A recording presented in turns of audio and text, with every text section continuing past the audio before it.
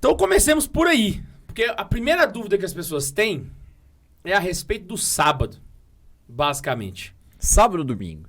Sábado ou domingo, né? E tal. É sábado, é domingo, porque o mandamento fala sábado. Então, se a gente for analisar criteriosamente, a gente tá fazendo errado.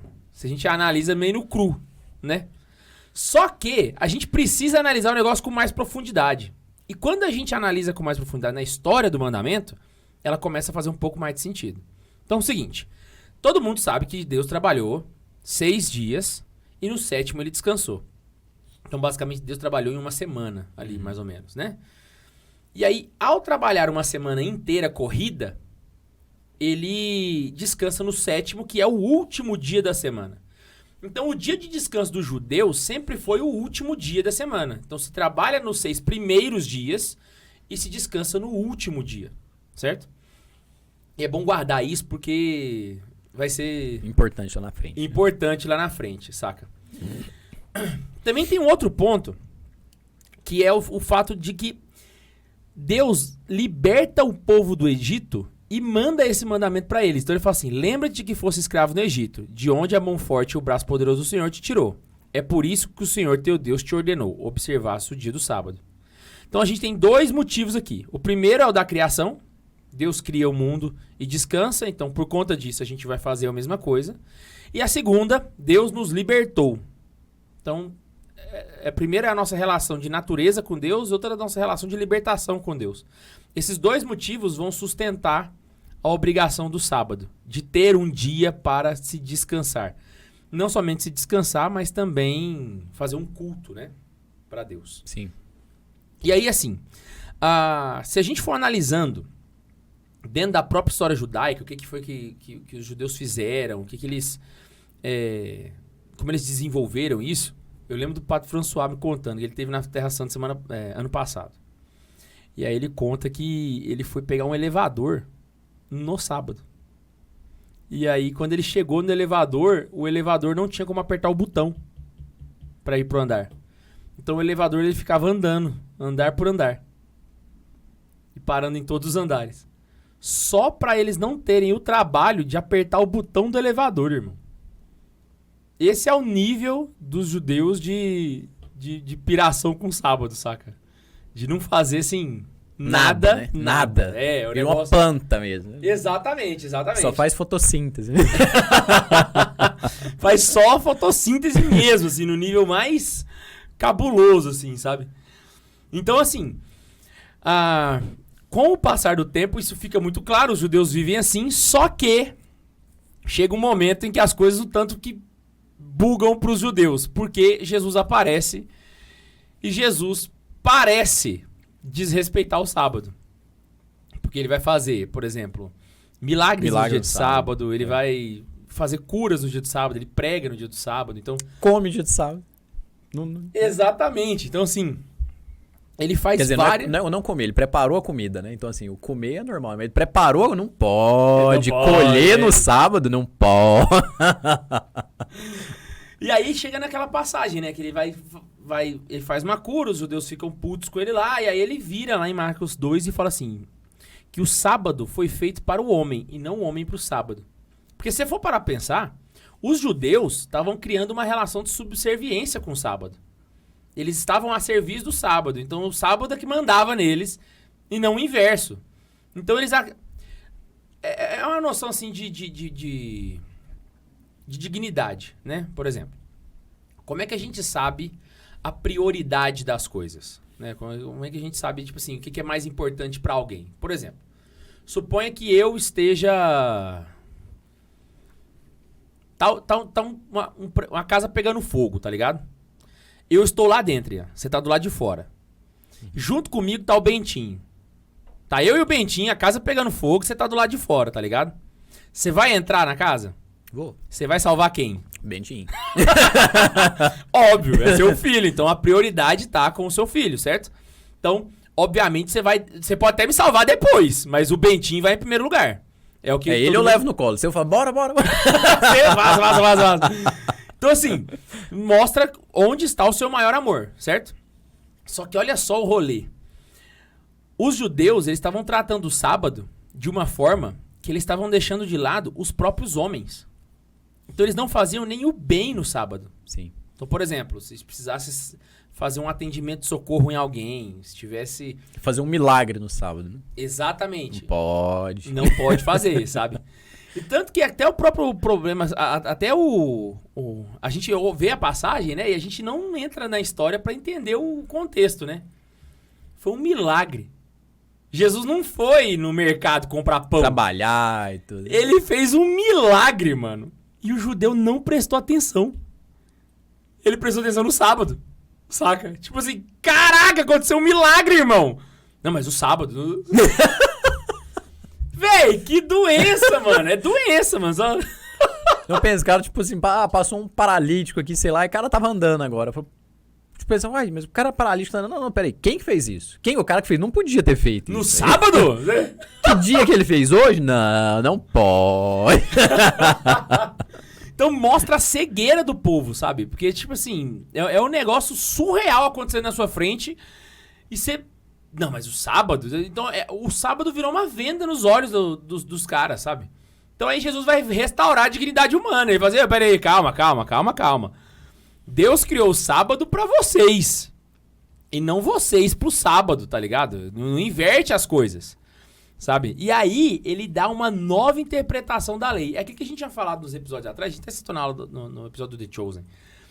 Que quando Nicodemos vira para Jesus e fala, né? Rabi, sabemos que és um mestre vindo de Deus. Ele tá fazendo uma saudação muito específica, porque ele tá colocando Jesus como um juiz, como alguém que interpreta a lei.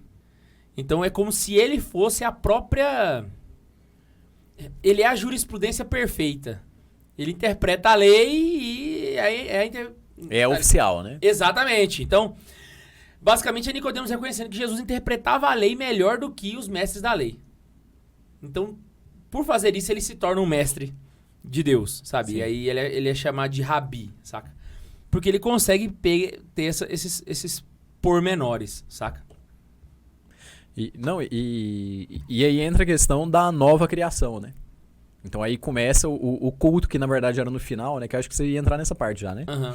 Porque a partir daí Jesus fez tudo, deu uma interpretação ali e deu a vida por nós, né? Então a gente faz uma transferência do culto, né? Então já pulando ali. Se antes a gente... Aquela aspas que você abriu lá no começo, né? Deus trabalha primeiro para depois ele descansar. Isso aí é finalizando a criação. Então... o fim da criação é o dia do descanso, né? Então, quando vem Jesus, é uma nova criação, né? É como se fosse começando um novo ciclo. E esse novo ciclo começa adorando a Deus. Perfeito. Aquela questão, né? Na criação, você tem ali o porquê que Deus criou a gente. É a primeira pergunta, né? Assim, por que Deus criou o homem? Por que Deus cria Adão lá no início e cria tudo? Para que nós estivéssemos em comunhão com ele. Ponto. É para isso que Deus cria todas as coisas, certo? Só que quando Adão come do fruto, o homem perde essa comunhão.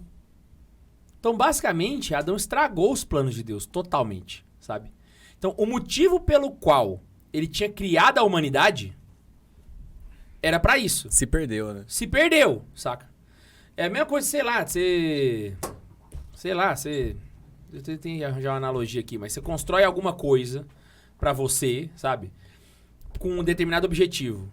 E aí, no meio do caminho, essa coisa estraga e esse objetivo é perdido, certo? Se a gente for pensar no sentido de trabalho desperdiçado, consertar essa coisa faz parte de construir a coisa. Uhum. Então, assim, vamos lá, você vai organizar um show católico, sacou? Ele olhou pro Bundes, lembrou do quê? Mas vai organizar um show católico, tá ligado? Que exemplo mais horrível, né, velho? Então vamos lá. Você vai... Perfeito, achei que é analogia. Eu tava trabalhando aqui pra achar analogia, achei. Você vai organizar um show católico, tá ligado? E aí você vai lá, começa a organizar, tá tudo dando certo, irmão. Tá tudo dando certo. Tudo dando certo, você começa a organizar e tal. Quando tá mais ou menos ali, uns 15 dias, umas semanas do show, você começa a receber uns telefonemas. O produtor do cantor falando que ele quer umas coisas um tanto diferentes, entendeu? Que ele quer, sei lá, uns frigobar de ouro, quer Umas toalhas de algodão egípcio. Uma história de algodão egípcio. Água né? suíça. Água francesa. Água francesa, entendeu? Os negócios mais chiques você tem que comprar na distribuidora. Isso gera um problema pra você, tá ligado? E aí, pode ser que isso não esteja dentro do seu orçamento. Então o que você vai fazer? Você vai tentar contornar de alguma forma pra conseguir resolver esse problema, certo? Imagina só que o problema chegue a tal ponto que possa impedir o evento de acontecer. Aí... tipo, gastei tanto dinheiro, agora não tenho dinheiro mais pra colocar o palco. Exatamente. Então ferrou o rolê. Só que no final, deu certo. Você percebe que todo esse problema fez parte da produção do evento? Sim. Mesmo que não estava previsto, não é? Então Deus, ele vai, projeta um negócio. Ele fala assim, é assim que vai ser. é assim que vai ser. Só que aí Adão começa a pedir umas toalhas brancas, entendeu? Umas águas Perrier, um negócio Deus meio... inventou um negócio que chama liberdade. Quer dizer, deu um negócio que chama liberdade, né? Aí ferrou. Aí deu pau, né? Aí deu pau né? total. Quando isso acontece, meio que buga a Matrix. O negócio fica bugado. Então, é como se a criação tivesse sido completada, mas não estava funcionando. E você acha que ouvir comigo que se não está funcionando, né? Tem que dar um reset ali. Tem que dar um reset. Você tem que ir lá, voltar e fazer o serviço de novo, saca? Quando Jesus Cristo vem, ele vem para terminar o serviço. Porque quando ele salva a gente, ele devolve ao homem aquele fim último que ele tinha no momento da criação, que era estar em comunhão com Deus. E agora a gente pode ter comunhão com Deus, que era o principal objetivo. Então, a crucificação, ela faz parte da criação. Ela faz parte do... É como se fosse o show de abertura, tá ligado? Do todo, né? O exemplo foi ruim, mas eu acho que poderia servir pro show inteiro, tá ligado? Então, primeiro ponto. A criação. A ressurreição de Jesus, ela entra na parte da criação. Agora o segundo. Lembra na passagem falando que exatamente porque Deus os libertaste do Egito, guardarás o sábado? Que eu coloquei aqui, né? Que é por isso que o Senhor teu Deus te ordenou que observarás o sábado, né? Lembra que fosse escravo no Egito, de onde a mão forte do Senhor e o braço poderoso do teu Senhor te tirou. Por isso, guarde o sábado, né? Essa libertação política, essa libertação física, obviamente é muito menor do que a libertação que Cristo trouxe na cruz. Então nós estamos diante de um evento que primeiro faz parte da criação, que era o motivo pelo qual a gente guardava o sábado. Depois, ele é um evento que nos liberta mais do que a libertação do Egito, que era o segundo motivo pelo qual a gente guardava o sábado. Ou seja, se os dois motivos pelos quais a gente guardava o sábado foram superados pela cruz de Cristo, que dia que Cristo ressurge? No domingo, que é o que valida a crucificação. Vale lembrar desse ponto. Se Jesus não ressuscitasse, né? Ele era só um ladrão. Vã é nossa esperança. Exatamente. Então o que valida a crucificação é a ressurreição. Então os cristãos entendem, irmão, o que aconteceu aqui é mais importante do que a libertação do Egito e a criação do mundo. Logo nós vamos guardar esse dia agora. Porque é uma questão de lógica, uma questão, assim, de bom senso. Você não precisa de muito esforço para poder entender isso. Então a partir desse momento nós não guardamos mais o sábado. E aí... Vira a chavinha, né? Vira o 8º dia. Mas já nesse momento, foi depois de uma concepção da igreja, assim, depois de um passar do tempo? Tipo, não, já nesse momento. Na sucessão, no começo da sucessão apostólica já tinha virado a chave? O cenáculo já coloca o Pentecostes, né? O Pentecostes já coloca que eles estavam no primeiro dia da semana. Exato. Entendi. Então, assim, os apóstolos já eram 50 dias depois, já era domingo, já, irmão.